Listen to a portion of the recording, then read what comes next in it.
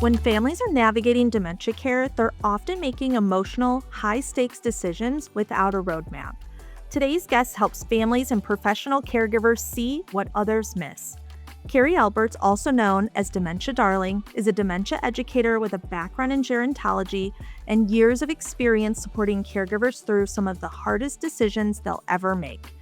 In this episode, we'll talk about how professionals help families interpret what good dementia care really looks like, what to pay attention to when touring communities or hiring help, and how communication and emotional support shapes better outcomes. Welcome to the podcast, Carrie. Thank you so much for having me, Tiffany. I'm really excited to have this conversation. Before we dive in, can you share a little bit about your journey and what led you to focus your work on supporting caregivers and families navigating dementia care? Absolutely. I truly think this has been my lot in life. And it really did start when I was 6 years old and my grandmother was diagnosed with dementia, and my father became her family caregiver overnight. And watching, that and looking back on it now, with hindsight is 2020, seeing how that did affect me and how it led me to study my college was focused, all my studies were focused in gerontology, the study of aging. And through that and going to college, I got to really see why I thought this work was meant for me, being with seniors and then specifically people living with dementia, when I started my first job at an intergenerational adult daycare center. So there was preschoolers that would come over and see the grandmas and grandpas that I was so grateful to take care of every day. And Oh, wow. it was so beautiful, right? That's like, oh, so how could that not be like, oh, this is why I'm on this planet. This is the most incredible work. And during that work was when I really realized, okay, this is what I'm meant to be doing on this earth, is supporting the dementia community. So it really did play, the seed was planted when I was very young, and I didn't realize it at the time, obviously. And looking back, it's kind of wild to see how I was, I think, meant for this work. Yeah. I mean, the seed was planted at 6 years old, and this has literally become your life's work. That's amazing. Yes, I'm so grateful. I'm so grateful. So all of that has led me through some amazing work over the last 15 years, and then now I'm full-time dementia educator as Dementia Darling. So it's a true dream. Awesome. We definitely want to take from your experience today. So, I first want to start out by talking about how many families walk into dementia care decisions without knowing what questions to ask. Can you talk about the cost of making decisions without guidance?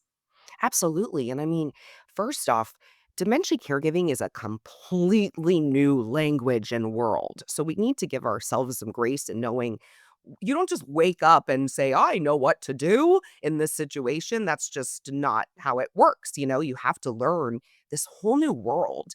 And on top of it, navigating healthcare and all the things. So just know, yes, this is overwhelming, but we need to take little bites at a time. And we can't take it all in at once, because this is a progressive disease. This, can be a very long journey. So that's why it's so important to get guidance, because if we don't, seek the support and guidance that we need in the beginning, it can quickly become this crisis, chaotic, moment of trying to figure out what's going on, and being in crisis mode all the time isn't going to help anyone. So it's very important that we seek help. And I know that's really hard when you don't know where to start, when you're given a diagnosis from, a neurologist, a doctor that just says, here you go, good luck. And we say the diagnose and adios, where you don't really get anything. And, that's why people turn to social media. So I think it's just really important, first off, to realize that there is community, and on top of everything you have to do, you have to seek it out, and we have to find each other to make this journey a little bit less, um, you know, stressful and intense. It's the hardest journey to care for someone, and specifically with a progressive disease. So knowing that there is community and there are people out there that want to help is very important. So I always, you know, um, say to first take a breath when you get this diagnosis, and realize that you're going to be walking this path. And and look for someone on this journey that can support us, could support you. So whether that be a geriatric case manager or a social worker, or social media platforms you followed to learn about things, or a caregiver app. There's many different supports that are out there to help you get started. Um, but yes, it's very important that we seek out other caregivers, because that's how we learn and that's how we find out what else, and all the supports and all the things that we might need along the way. Caregivers are such experts. I feel like we're so lucky to be in the day and age of social media, and it makes it where it's a little bit easier for us to find these experts, people that have been there, have done that. I really appreciate you talking about taking it little bits, day by day, finding your community. Those are all really, really important things when we're talking about dementia care because it is overwhelming. What do families often miss when they're first navigating the dementia care journey? I think, first off, it's super easy for the families to not be validated in their journey. So, of course we're focused on the person living with dementia. That's very important. But dementia is a family disease. It touches everyone, right? I mean, it is unlike any other, where it really truly is touching everyone that's a part of this journey, and not just the person living with dementia. So I think it's often missed, the impact on the family caregivers, on if let's say you're a sandwich caregiver and you have kids at home, and now mom's moving in with dementia, that's affecting everyone in the household, and how we have to um be aware of these things so we can protect each other and learn along the way. Education is key. So I think it's so important for us to get the education that we need, that's palpable in the beginning and that's appropriate for the children that are, helping in care, and seeing these changes and how it's affecting them, how it's affecting the actual family caregiver, how it's affecting their person living with dementia. They're grieving. That doesn't go away because dementia is in the mix. They're grieving their losses, the change of their life. So I think, in the mix of everything in the beginning, trying to find the doctors and the medical things, it often gets missed, the emotional toll, the grieving, all of that that's going on in the midst of all of this. And that gets pushed and pushed until it kind of hits you later, when you finally maybe have a second. There's not many seconds to breathe, it feels like, when you're a caregiver.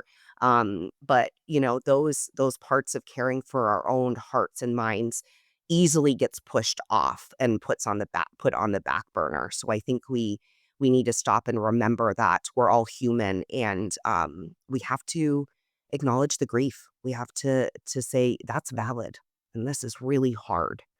And I think that's what gets missed, because we're so focused on everything else, and that's valid. But we can't push down being human and those feelings. It's so important to really embrace that feeling of grief because it is normal. And I find that sometimes, the professionals that we're going to, even our professional caregivers, they can help us through that process and how to manage some of these emotions and maybe how to even look at the situation in a different way. I think looking to their expertise can be, really helpful. A lot of times we think about how caregivers are coming in and they're providing care to that person, but we don't realize they're also providing really great benefits to the family as well by offering them, even just saying, validating, I see you where you are today. I see that this is stressful. And maybe even providing them, maybe we try something this way. Maybe we try, this worked the other day, but it's not working today. Let's try these other items. And it's great to have those professionals being able to come in and say, let's try some other things that might work and might help. Absolutely, it's key, and we have to be, it's often that, because I've been on the side of being a professional caregiver. I have not become a family caregiver quite yet.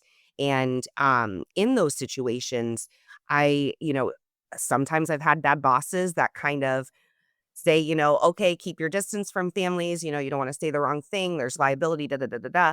But we have to we're a team. We have to build that bridge. So the family caregiver, the professional caregiver, we work together and we lean on each other because we all have the same goal is making sure we give the best possible care to this person. And so it's so important to have that common ground because it can be difficult. I've seen that before. So it's so important to know we're on the same page. I'm here to support you with the knowledge I have as a professional that I can bring, but you are an expert in your person. And so we come together with our expertise to try different things, to lean on each other, to talk about, the changes in this person that you love.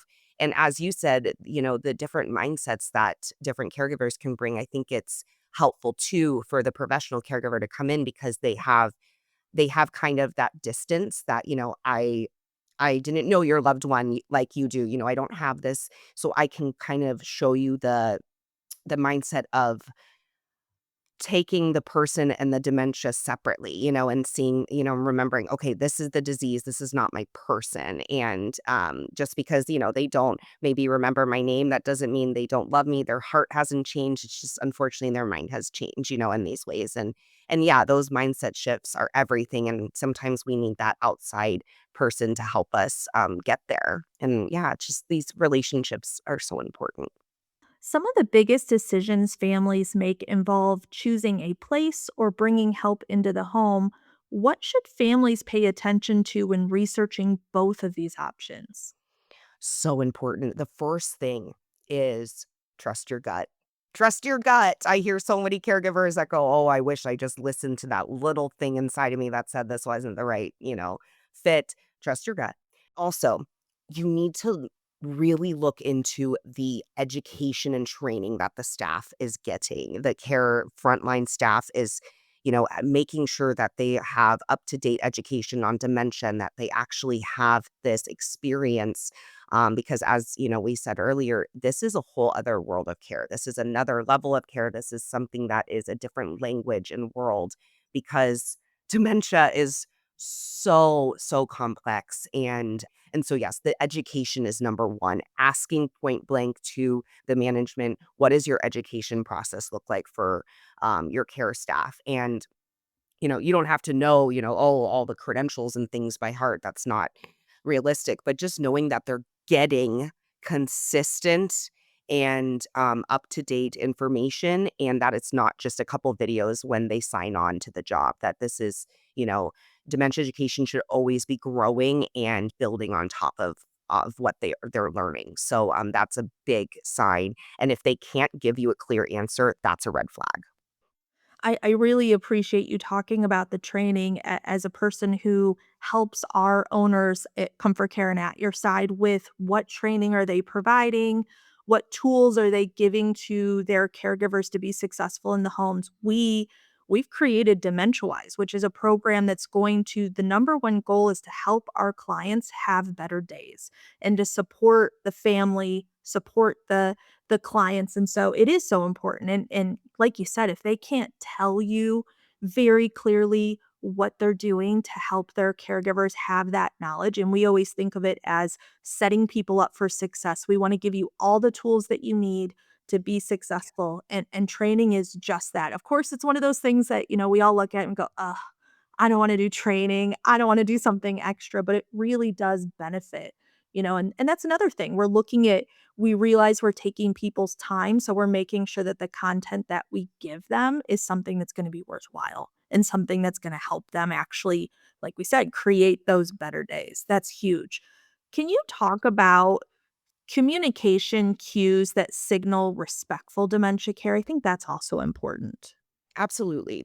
For example, so something, it's easy for people to have buzzwords and be like, we do person centered care and we do this Yes. and this. So being very like aware of, okay, do they actually walk the talk? Like, do they say these things and then do I see it happen? Like, do they give those opportunities to, be personalized in that person-centered care that they talk about, and how did they go about that, things like that. You're really paying attention to, if they actually do the things they say is really big, but also just language in general. So one thing is I know that I would rather live in a community than a facility. So if I go into a tour and they're like, "Welcome to our facility," that's not like that right there is a red flag to me. And I want them to say, "Welcome to our community." This is a community that people wanna live in. I don't wanna live in a medical facility. So, wording is everything. If we are talking about if you hear someone using obsolete language like demented, instead of someone living with dementia, if you hear, if you see a care staff without knocking on the door, just walk into someone's door when you're on a tour, that's a red flag to me. It's how do they respond to the residents that are around them? How do they respond to families? Do if you're walking through a community with the ED, the executive director, do the residents know that ED, or can you tell they just kind of walk through as a show during tours? Just being very aware of the dynamics within the people in the room is really big because you can tell how people are comfortable, whether it being the frontline care staff or the residents, or the family members that are around. That can tell you a lot about what it's really like at that community. And yeah, just really making sure or paying attention to the language. Is it dignified? Would I want to be spoken to like that? Are they giving people enough time? Are they patient? Um, those are some of the big things communication wise. I absolutely agree. And I appreciate those red flags that we should really be looking for and thinking about. Can you talk a little bit about maybe some green flags that sometimes go unnoticed that are important? I think it's so important to see or feel. You can feel when you're in a place, like you can kind of feel a green flag. I hope that that doesn't sound strange, but when you walk into a place, like I said earlier, when you have that kind of like gut feeling about some place, there can be those gut feelings of good things where you're like, this feels like home. Like I've had those experiences. Where I walk in, I'm like, oh, I could live here. These people, I feel so welcomed. That's a big thing. And the again, how they're speaking to each other. So, one, that could be a red flag or a green flag. Does it feel like people really care about each other? Are they calling people by their first name and not sweetie, honey, baby, darling? Are they actually can you see the relationships that are happening between people in the community? Or, if you're talking to a person that might come into your home and is a caregiver, how ask them about themselves, and those green flags of just being a human that wants to do good in the world. You can really get to know someone by asking about like why they want to care for people and why they're there. And those can be really great green flags. And just seeing care staff take initiative is a huge green flag. Start an activity or do things just on their own and start things and be proactive. That's a huge green flag as well because it shows that they feel confident in their work and they know what they're doing, and so that's a big thing as well. What advice do you give professionals who are helping families through these decisions? Ooh.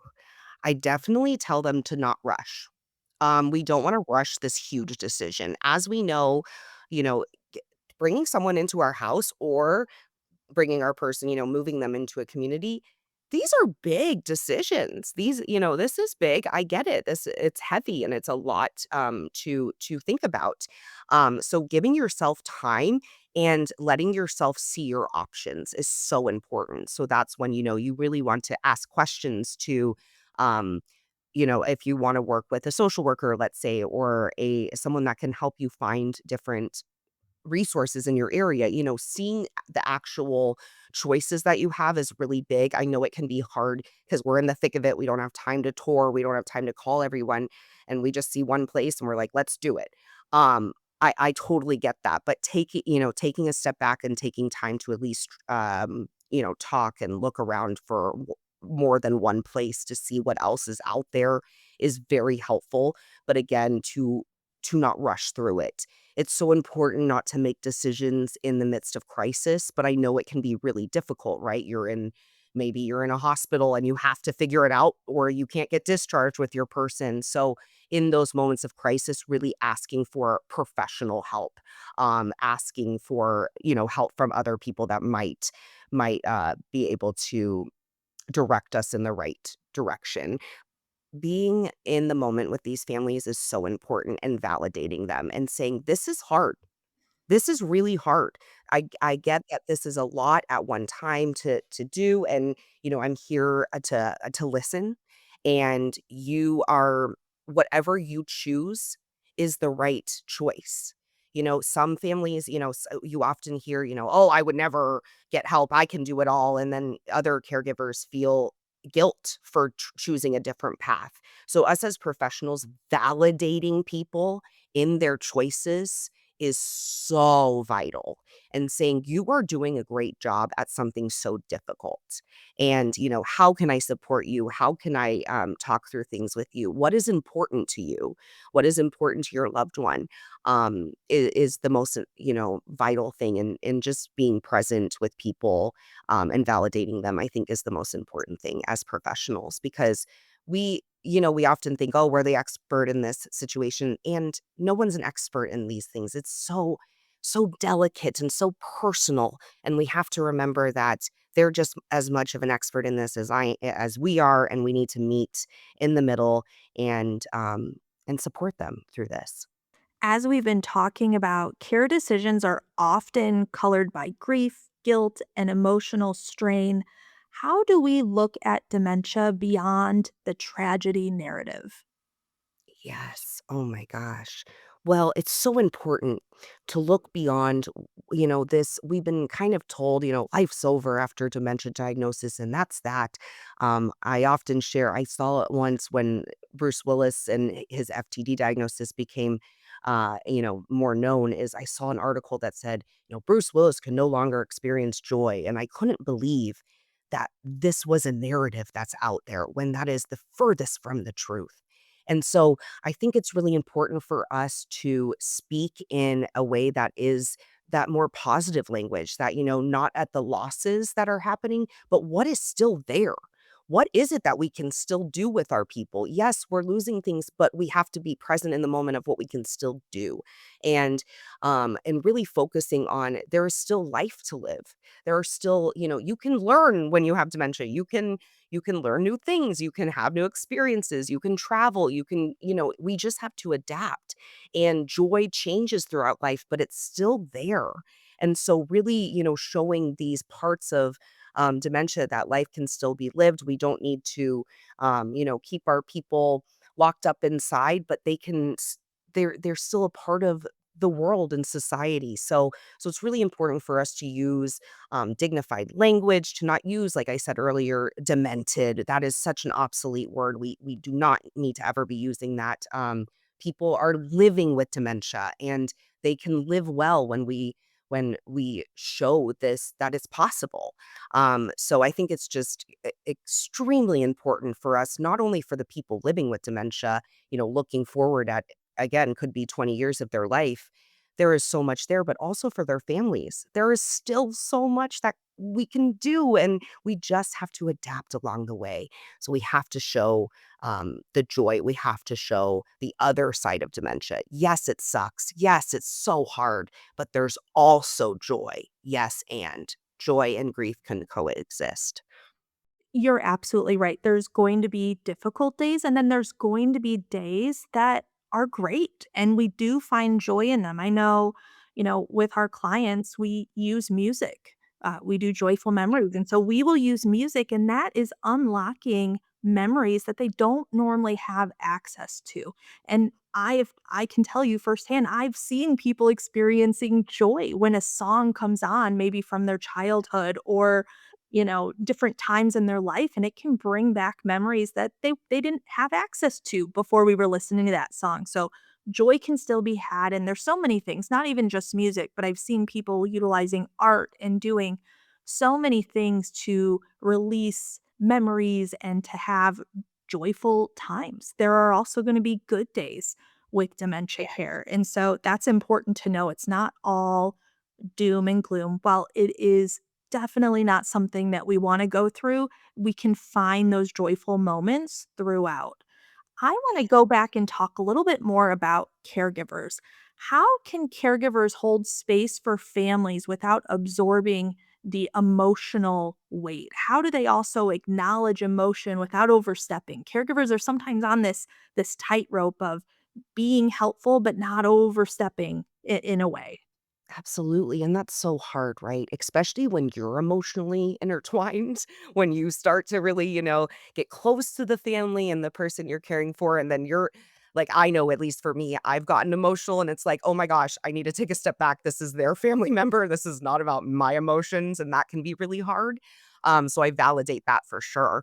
But I think, as always, as I said, is the validation is everything and saying, this is so normal. And because people feel like, their guilt and the emotions they're feeling like they're not normal, and that's why they're quiet about them and they're ashamed of them because we don't talk about this enough. So validating and holding space and saying, this is unfortunately like what families experience, and I'm so sorry, and it's so heavy, and really validating that and letting them speak and being that safe space for them to speak up about their feelings and say, you know what, um, can I say something that I would never tell someone else, but this is how I'm feeling.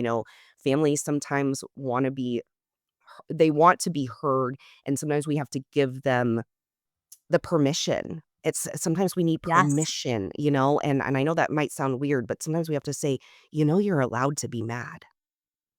You're allowed. This sucks. And, just being that person that says, when I've working with people in hospice, when they say, am I the worst person in the world? I want my person to be out of this misery and die. And I say, that's not bad. I mean, that's not, you should not feel guilty for that. That's a normal human thought. And, just reminding people you're human, giving them that space and not making it again about us, like, oh, this is how I feel, and just like, this is normal. You are normal. And yeah, putting names to their emotions, like the different griefs and just what they're experiencing can be very helpful as well. It's so important to support the family along with providing that care to the client. We're getting close to the end of our time together today. And there's one more topic that I really want to make sure that we touch on. Technology is becoming part of dementia care conversations, whether families ask for it or not. What kinds of technology actually make a difference for families? Oh, AgeTech technology coming out is incredible. Highly recommend following along the AARP AgeTech Collaborative. They always have all the new companies coming out for this space, but it's really important to look at, any tech that can help you in your care journey. And I think safety specifically, with cameras, with sensors for falls, things like that are very important. There's even incontinence supplies like a Depend that tells you to your phone on an app how wet the person is, so they're not sitting in it and getting a UTI over and over again. That is huge. That's life-saving. There's, communication tech for families to stay in constant contact and keep, care plans going and to help each other care the best that they can and share information. There are so many things that are going to help, with sleep and helping people relax. There's incredible engagement technology out there. There's TV programs made for dementia care. And so, yes, there's so many tools out there that have to do with new age tech innovations. And I highly recommend asking about what tech is available to you. Absolutely. We have quite a few of our ComForCare and At Your Side offices who are utilizing connected care, which is remote patient monitoring. And this is, yes, it is so fantastic for our clients, but it is also great for their families to have that peace of mind, right? Because there's a lot of people, even when they're not with their loved ones, they're taking that break, right? They're worried the whole time. What if something happens? And so having, these sensors that are going to be able to tell us what's going on in the home. It's going to give them peace of mind. I think that is fantastic. One thing, though, that does sometimes come up when we're talking about age tech is really the misconceptions about technology is replacing care. And really, we are blending those together to really create that beautiful system of care together. Can you talk a little bit about that misconception that, tech is going to take over care? Yeah, no, absolutely, and that is such a valid fear, but it's the thing is, good age tech, you don't even notice the tech because it just elevates the care and it kind of falls to the back, if that makes sense. Like, good tech is just elevating and supporting the care you're already providing. So it's only going to benefit us. It doesn't take, it doesn't when it's good, and when these good things that will come seamlessly into your life and just be something that supports what you're already doing or taking something off of your list.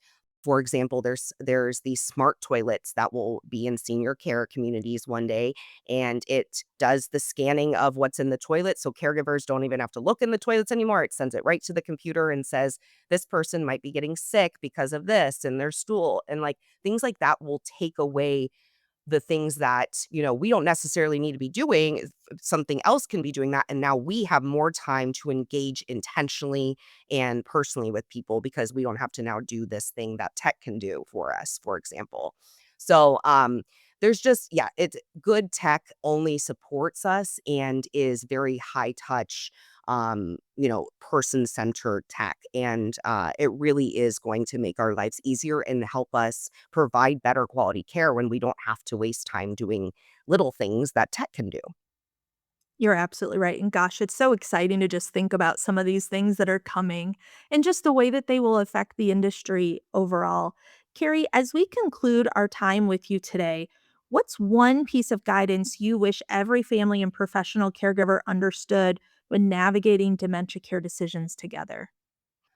I think one thing to know is that you're never gonna be 100% right because dementia care is so, again, complex, and I just wanna, like, make sure everyone knows to not beat themselves up because we're all learning. I mean, professionals and families every day, every minute changes in dementia care sometimes.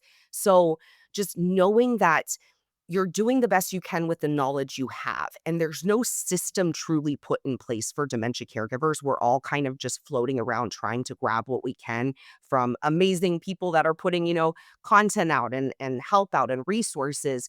But there's no straight path for dementia caregivers. And so please give yourself grace as you find what you need, as you try things. Not every day is going to be great as anything as being a human, things might work one day, they might not the next. It's really hard, and being that hard, it can make us beat ourselves up. Go, "Why can't I get this? What is this? What's going on?" It's not you. It's literally the most complex thing ever. It's the brain, and we're doing our best to keep up. So please give yourself grace, whether you're a family or professional caregiver, or anyone being a human, please give yourself grace. You're navigating one of the hardest journeys that has no clear path. So ask for help, get help in the beginning, ask the questions. Be brave to say, "I don't understand. I don't know what to do. What do I do next?" And seek that community because it's everything. Great advice. Thank you, Carrie, for your time and sharing your insights with us today. Thank you so much for having me, and thank you for all that you do.